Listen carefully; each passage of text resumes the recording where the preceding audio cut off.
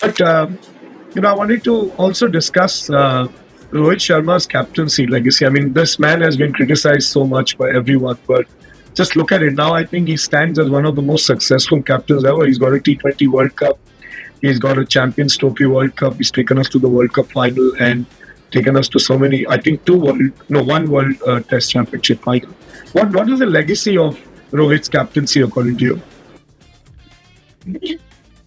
I think his legacy would actually be not so much the tournaments that he's won or the other accolades that he's won for the side.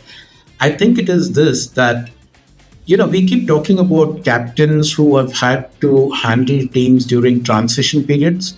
So if you think of the transition from the Azhar era to the era of the Fab Four or whatever, there was that period of transition. Then again, when the Fab Four started fading out, Fab Five actually, because you had Sehwag to it, when they started fading out, again you had a period of transition where things looked a bit dodgy before the team settled in again.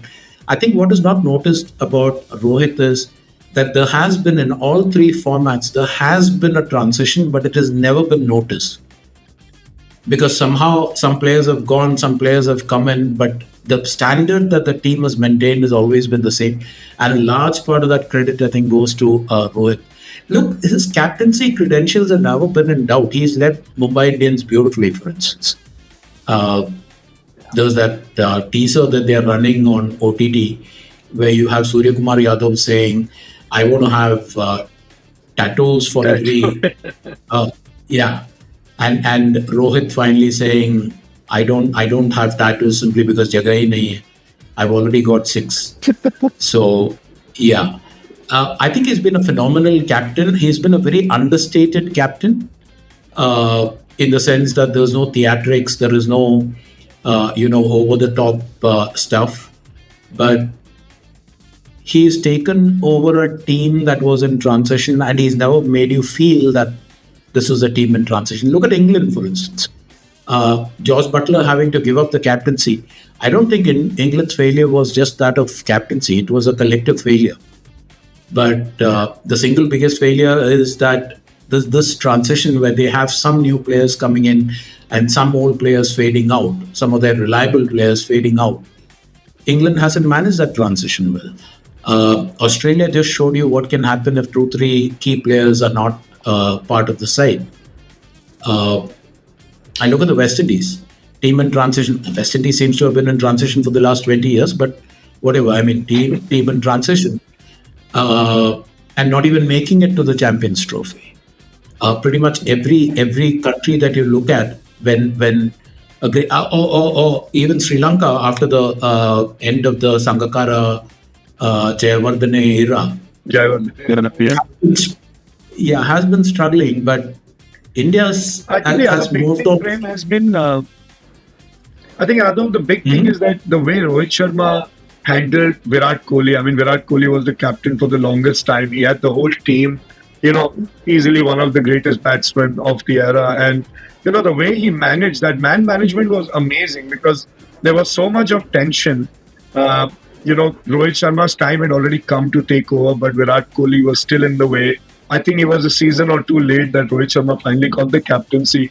For him to still manage Virat and take the best out of Virat wherever he could, at least in the white ball format, I think that really goes a long way to say that he's a captain who has a heart and a captain who doesn't have malice. He was struggling with his own form, he was struggling with his own fitness, but at no point of time did he let that intimidate him because, we've seen Azhar play under 4 captains in the same side. We've seen Saurav having to play under Rahul, and we know all the pressure and the dynamics that went through at that time. But Rohit seems unfazed by all of it. I mean, nothing moves him. The fact that Virat is there, and Virat runs up to him at times, makes suggestions. He takes it at times. At other times, he'll just nod and smile, and you'll see Virat walking back, just with a wry smile, saying that he's not taking his advice. But Rohit just is his own man as a captain, and that's really something to really. Yeah, and you used true. You used the word man management. I remember there was this YouTube channel that Ashwin runs, and in one of them, he talks about how when Ashwin's father, I think it was, suddenly fell sick in the middle of a test match. Mother, yeah, his mother, and he had to leave. Yeah, Yeah, his mom. Yeah, and how Rohit ensured that Ashwin went. Did, and this in the middle of a test match. I mean, which captain is going to do that? Didn't just ensure that Ashwin went. He got him a flight, made sure he took it. He sent somebody with him to make sure that things were under control. All of that. And the other thing is, you talked about him managing Virat and the possible tensions that could have happened if it had been somebody else. But also think of this. Last year, there was that controversy about Hardik Pandya coming into Mumbai Indians, taking over the captaincy from Rohit. Hardik is now playing under Rohit, and there's absolutely no sign of any tension between the two of them. They're quite happy. it's unbelievable, really. Starting, yeah. I mean, starting in 2 weeks, Hardik will be leading Rohit.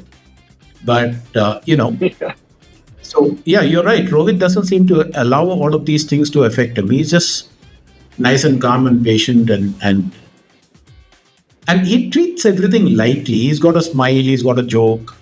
Even when he is criticizing a player, he'll say it with some, he'll make you laugh.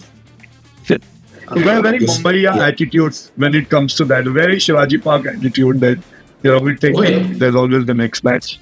Yeah. Yeah.